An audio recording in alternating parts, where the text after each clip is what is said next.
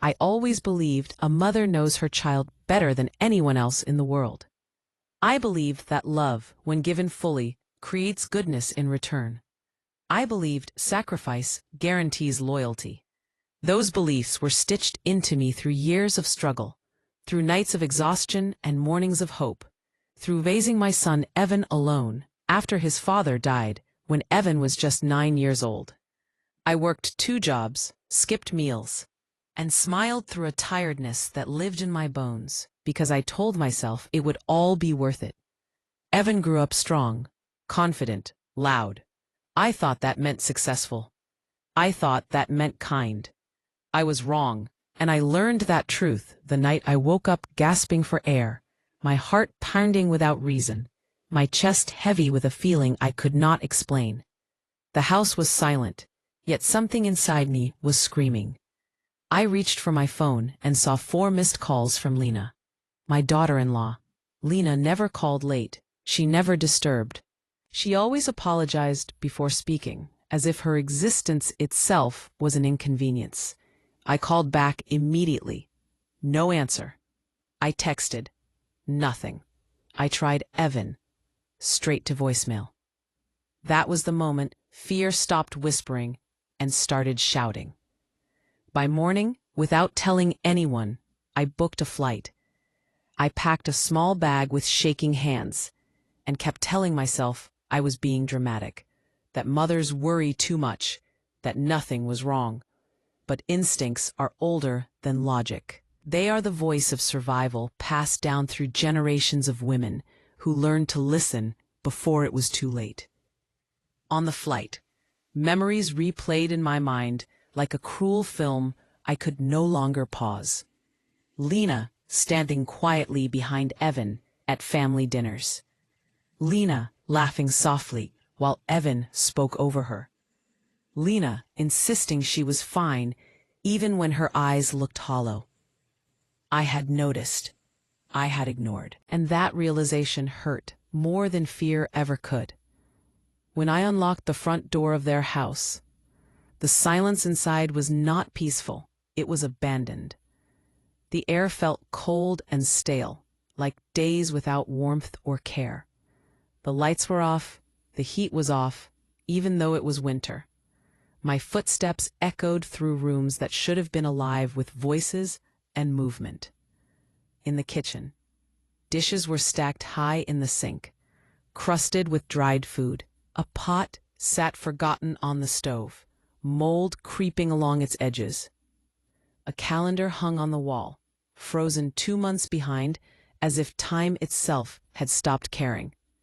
In the living room, a shattered wine glass lay near the couch, lipstick smeared along the rim in a shade I knew was not Lena's.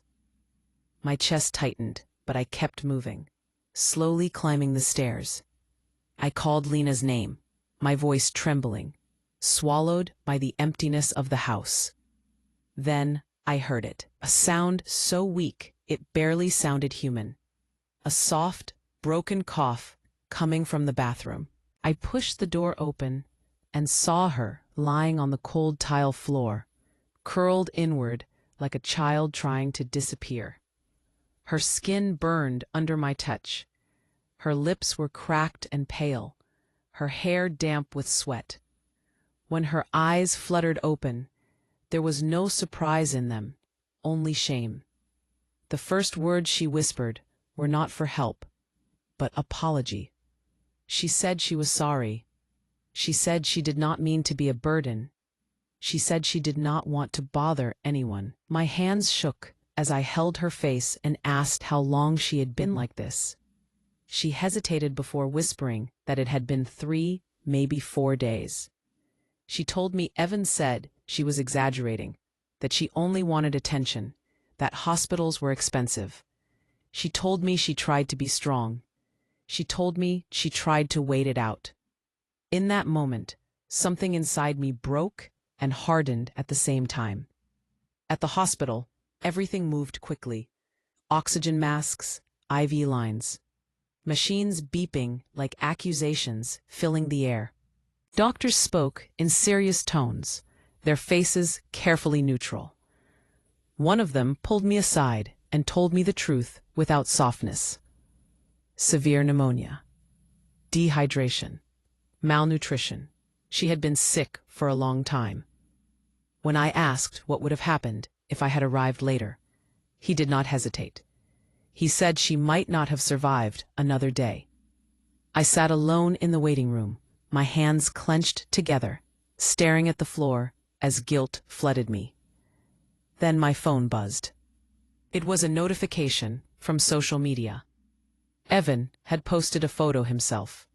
He was in a nightclub, neon lights glowing around him, champagne in hand, his arm wrapped around a woman wearing Lena's coat. The caption read, "Living life, no stress." No stress while his wife fought to breathe. I did not cry. Anger would have been easier. What settled inside me instead was clarity.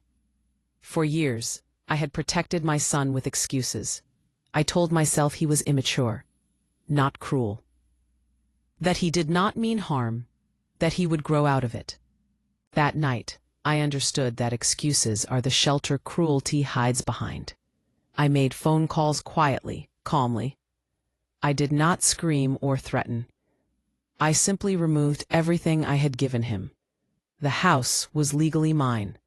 The car was registered in my name. The credit cards were tied to my accounts. By morning, the comfortable life Evan enjoyed had quietly collapsed without drama or warning. When he showed up at the hospital later that day, he was furious. Smelling of alcohol and entitlement, demanding answers, shouting about humiliation. I looked at him and realized I was not looking at my child, but at a man who had mistaken kindness for weakness. I told him he had abandoned his wife and that he did not get to be angry. He laughed bitterly and said she was dramatic and that I was overreacting. That was the moment I stopped loving the version of him I had imagined.